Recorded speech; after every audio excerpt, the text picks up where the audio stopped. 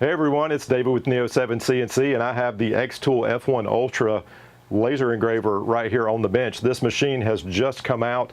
I believe that people that did the pre-orders are just starting to receive theirs, and there is a lot of buzz about this machine, and I honestly believe that that buzz is warranted because this has so many unique features that we've never seen before.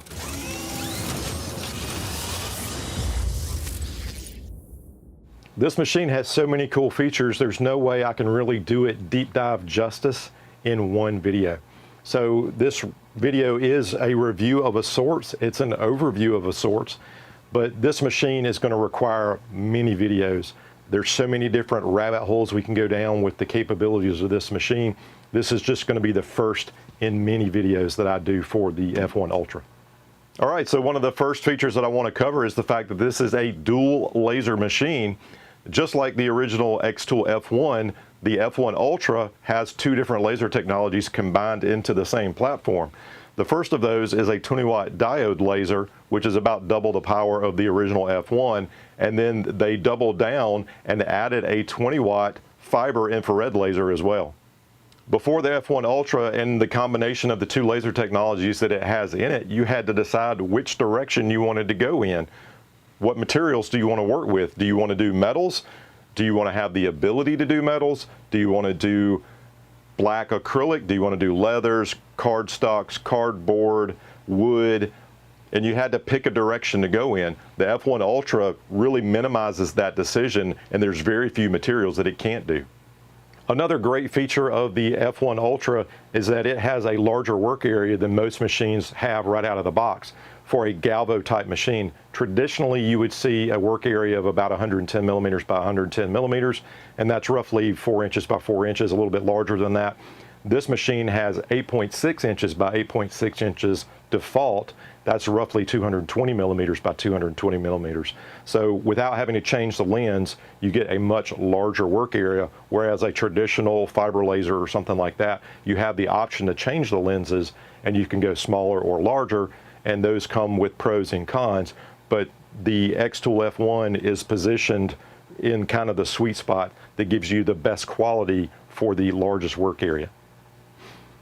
All right, so another first with the F1 Ultra is that this has a 16 megapixel camera built into it. Now, I haven't seen that on any other Galvo machines, at least not out of the box. And that allows you to do several things. It can aid in focusing the machine. The machine has the ability to actually measure the material height itself and pull itself into focus. But with the buttons on the pendant, you can actually drive the laser head up and down and manually focus it if you need to. It also allows you to place jobs more precisely on materials. So you can actually go and see the camera view, and then you can align your job into the material. So that makes it very easy, just like the Xtool P2 CO2 laser allows you to do the same thing. The third and possibly the most interesting part of having the camera is that with using the new XCS 2.0 software, you can actually have the software place your jobs on multiple materials. And I'll get more into this when I talk about what I was able to make. All right, so let's talk about some of the things that came with the F1 Ultra. The first right here is you have a cut bed, and this is like a large piece of aluminum heat sink, and it raises the material up so the laser can more freely cut through it completely, and then any pieces that need to can usually drop out the bottom. Something that we have here on the inside is we have this little angled fence, and this allows you to set up more repeatable jobs. This little right angle screw down piece can go in any of the multitude of holes that are on the bottom of the plate. We have a lens cleaning cloth as well as an adjustment tool, and this is kind of like a hex driver for adjusting the laser alignment should you need to do that. They do send the tool just in case. We have one of the two USB keys, and these USB keys are truly keys. If the other one is in the machine now, if I remove it, you'll hear the machine beep, and that's basically saying you're not going to be able to do any real work with the machine. And this is kind of like a safety device. If you don't want little hands or other people that aren't familiar with the machine, they may not know that you need to have the screen down if you want to be protected from the laser beam. If you take this key out, then you should be well protected. You put the key back in, it rearms the system. The machine came with a great complement of sample materials. We've got some etchable leatherette patches. We've got some laser paper that is very helpful if you're trying to engrave jobs or maybe align things better. This paper marks beautifully. You can even do pictures and stuff on that. We've got a good complement of black aluminum cards, like business card blanks.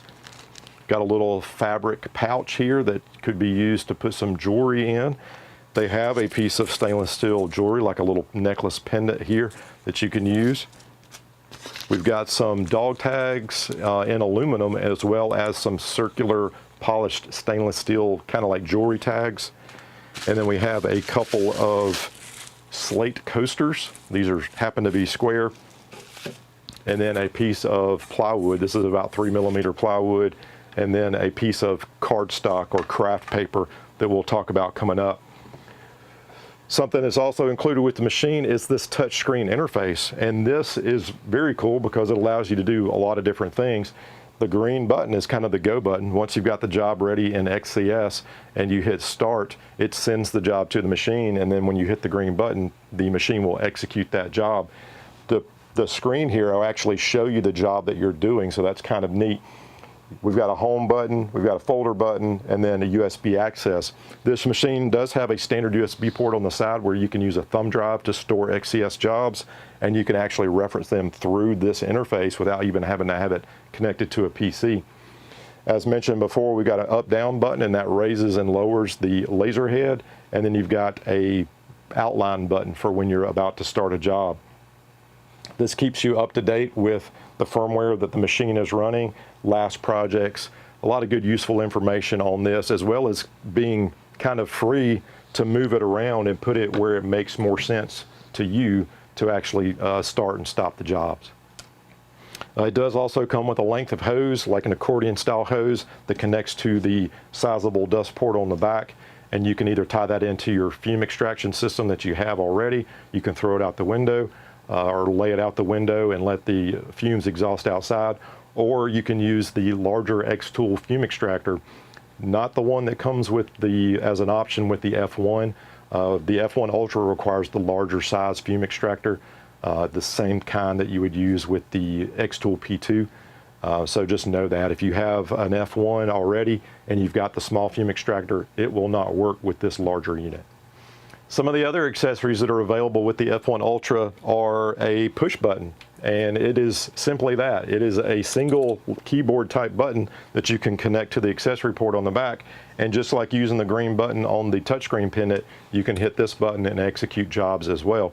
So if you were working on both sides of the machine and you wanted to kind of keep things handy, this can help you do that, especially if you're doing like high production type stuff. On that same vein, they also offer a foot pedal, which allows you to do the same thing. And this one has a very generous cord on it. If you're trying to do it somewhere kind of farther away from the machine, that would be great. I've already mentioned the fume extractor. You would need the larger fume extractor for this unit if you're in a place where you can't ventilate outside or you don't already have a fume extraction system like I do here in the shop. And then the conveyor was the other accessory that I mentioned. I don't currently have one of those. As soon as I get one, I will do a deep dive on that because I'm very curious and interested to see that process work. And that is something that will be coming up in a future video for sure. As with all the other Xtool machines, you can also use the Xtool rotaries with the F1 Ultra. All right, so let's talk about some of the things that I was able to make. And this could be a video all by itself. There is so much that I've been able to do with the machine, and a lot of that has been real jobs, which I'm kind of excited about. And that sounds weird, but there have been so many little things that have popped up recently where we needed to give a present to someone, or my wife was trying to give gifts at work, what have you. There's been so many, well, to kind of back that up, the very first real job that I did on this machine, and I'm talking real, I'm like, I didn't even do anything like a craft paper tag. I hadn't done anything yet. The first real jobs were actually 2 different charcuterie boards with names on them. And I was just like, well, this is a great way to learn. So we just set it up. She helped me run it. She actually ran the second one herself, the first time really messing with the machine. And they looked beautiful. I'll actually put a picture of what they turned out as on the screen right now. But that's just kind of indicative of this machine. It really is a powerhouse of capability in one unit. And I don't want to keep beating that idea, but it's just obvious that it just is that good from its flexibility standpoint. So let's just get into what I was able to make with the machine in no particular order. Since I mentioned them, I'll start with the craft paper tags. And just like all the other machines that I test, I was able to blow through these very precisely, and I did a bunch of different ones. And again, using the raised bed so the small parts could drop out. Those turned out great. I needed something to raise some items up onto the bed, and so I cut these little wooden pieces out of this little circle, and it did that just fine. So any sort of ornate cutting that you want to do, it'll work great. I have this piece of what I believe is probably ABS plastic, and I said, well, let's do a deep dive on what the blue laser looks like versus the fiber laser. So I was doing both jobs on here, and with the fiber laser, I didn't mention this before, but it is tunable between 30 and 60 kilohertz. And so you can kind of play with the energy that you're messing with, and it will have an impact on certain materials. And so I did that as a test on this plastic, and I found out that specifically on this one, this is kind of a gray plastic, and at 55 kilohertz, it left a really good white mark on here, and you can feel it, it's in there. But it's different from the blue laser. The blue laser is more melty, if that's a word. The fiber laser is really changing the material, but not so much burning it. It's kind of hard to explain, but it just offers a lot of flexibility. But this was just kind of a test piece, seeing what the different lasers would do. I'm just going to go in the order that they're in front of me. So these are red anodized aluminum tags. And this one was done on the blue laser, and it left more of a straw gold color. This one was done on the fiber, with the fiber laser of the unit, and it is white. And they really turned out good. This is like a little, it says remove before lasering. So one thing about this machine is it has a lens cap, and it's kind of big because the lens is huge. And so you put this on, and if you're not careful, you'll forget it. So as a safety, I added this piece of survey tape to the bottom of it so that I know when I look in the machine, I need to take the lens cap off. You could just as easily have this and make sure you leave it on the bed every time you get done using the machine and you put the cap back on so that you know to take the cap off. It won't work with the cap on it. These right here, I'm always messing with these little sugar skulls, and I did a bunch of these different colored cards. These are some that I had. I think this one actually is an Xtool card. And this turned out so good. I'm sure it's already done doing it, and I'm not even done talking about it because this only took 5 seconds. And I did all these different colors. That turned out fantastic. I mentioned that you were able to cut materials, and so here's one of those aluminum business cards, and I was able to punch the star out of that using the fiber laser. Here is a nice, kind of a weird font, but it's a B that I put on this keychain, and this wood is a little bit wonky, and so but it left actually texture or pattern, and that wood, natural materials typically do that, but it looks kind of interesting. Was able to do leather, not only just engraving, I put a DB on here, but I also cut out the outline as well as a keychain hole. So if you're making a keychain tag or something like that, I have a black anodized dog tag, and it put this little snake symbol. Just, it looks like it's silk screened on there. It really looks good. Playing around with some black acrylic. I did a diode image and I did an infrared image, and they look very similar in the black acrylic.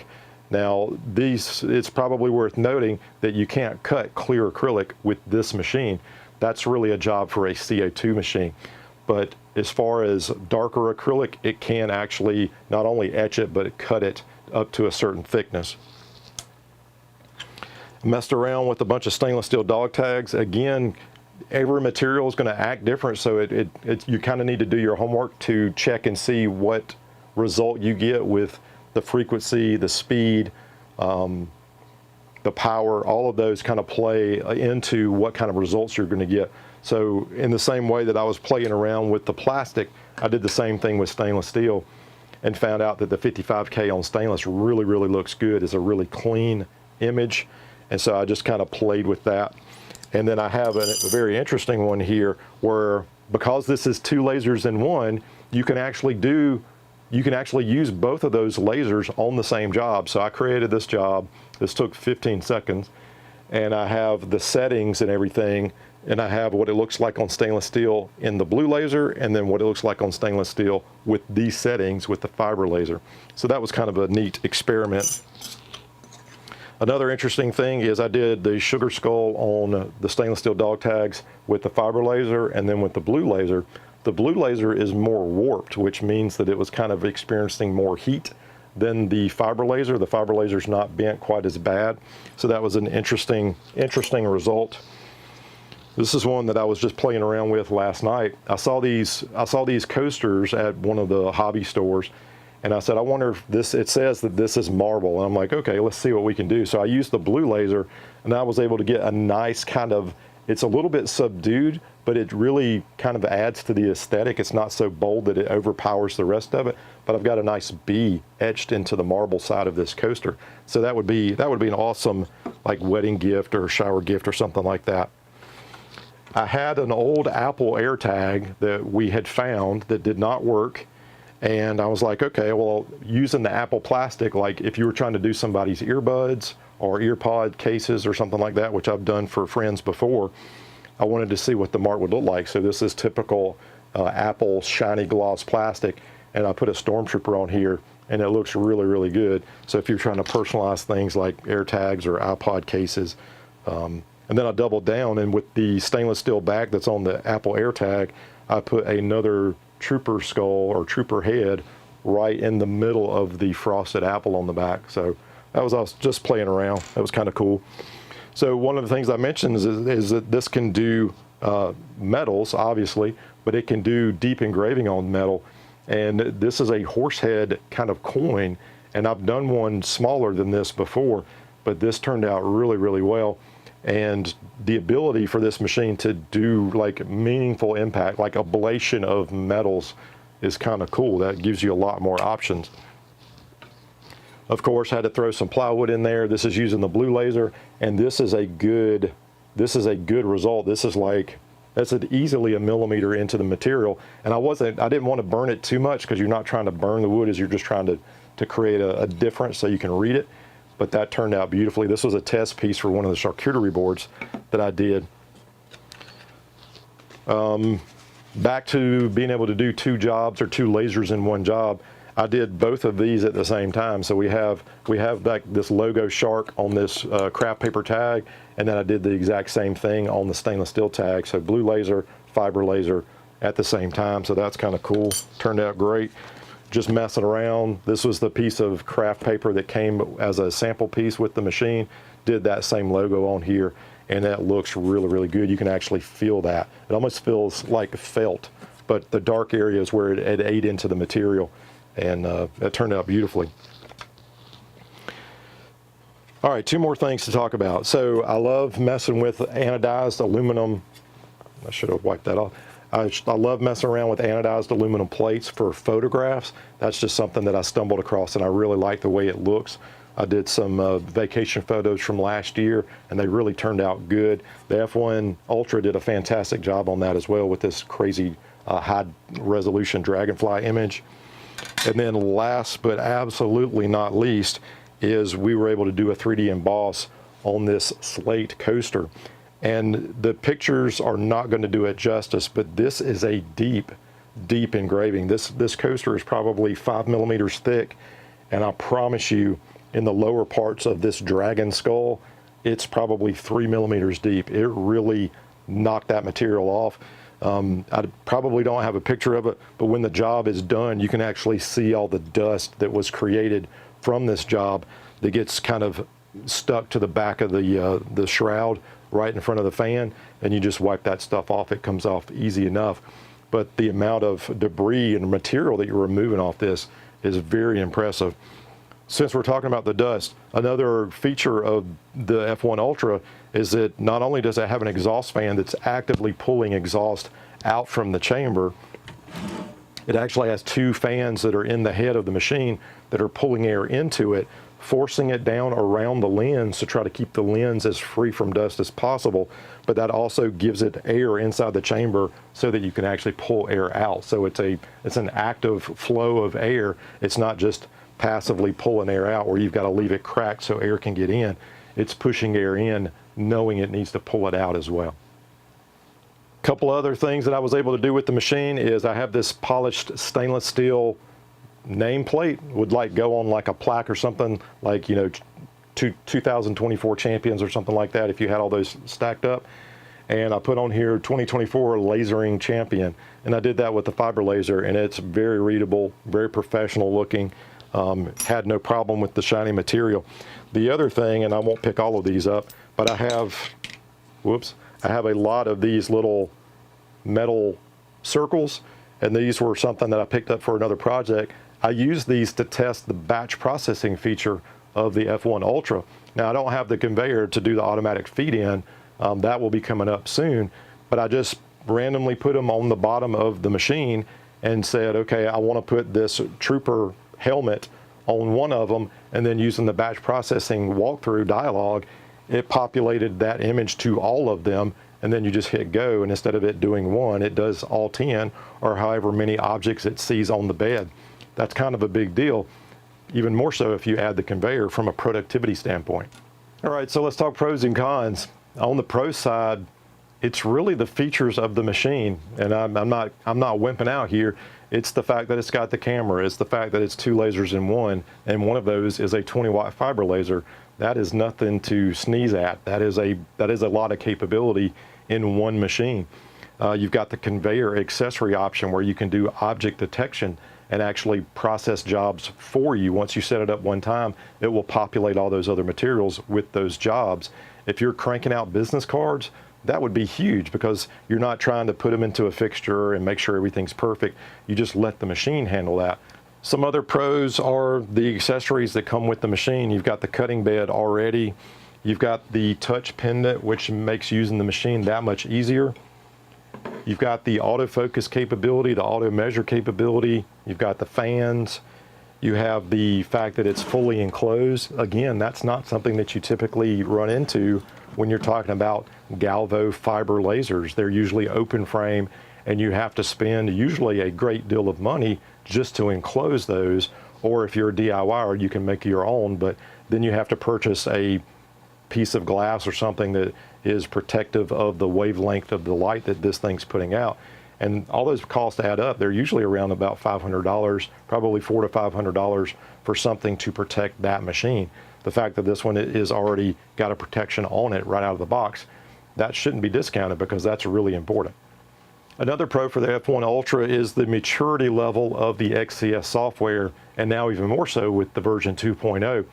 They're really taking all the more common features that people are looking for from other software providers out there, and they're baking it into the software at a pretty rapid rate. I've already talked about the fact that it manages the firmware revisions for you. It manages the XCS revisions for you as well. If there's a new version of XCS software out, it will tell you to update it. So they're trying to keep this whole ecosystem very current, and I think it makes a better user experience. This software, the XCS software, is made specifically for Xtool products, so all the features like the auto measure, the camera, the batch processing, some of the AI integration that they have for image creation, all of that works across any of the Xtool products, and that's huge. I've used Lightburn a lot in the past, especially with other Galvo type machines, and it's a very effective tool, but I think the XCS software is really catching up, and especially with the 2.0 version, it seems like it's matured a lot. So for the cons, this one's going to be interesting, and I'm kind of assuming a con here from potential members of the audience. And price is always a con for some people.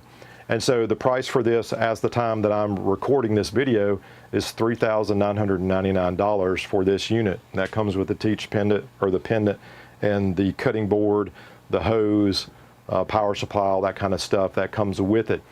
That's a lot of capability for that $4,000, but you have to ultimately decide if that makes sense to you. If you're starting a small business, if you have an Etsy shop, or you travel around to crafts fairs, or any sort of other festivals or events, this can be the thing that keeps you from having to take that work home if you can do it right then and there. And so that should not be discounted. That is a great feature to have. What kind of price tag do you put on that? That is something that the buyer has to decide. But I'm just mentioning it because some people have a problem with the price of these upper end types of machines. But I think it has its place. Another con, and this is more of a gripe, not really a con, this machine is portable. This is all that it is. It's a big box with a plastic shroud on it, but it's well made like all the other Xtool products. I still talk to them like they're the Apple products of desktop laser engravers, and they still are. The build quality on this machine is fantastic, and that's very on brand with any of the Xtool products that I've looked at before. So there's nothing bad to say about that.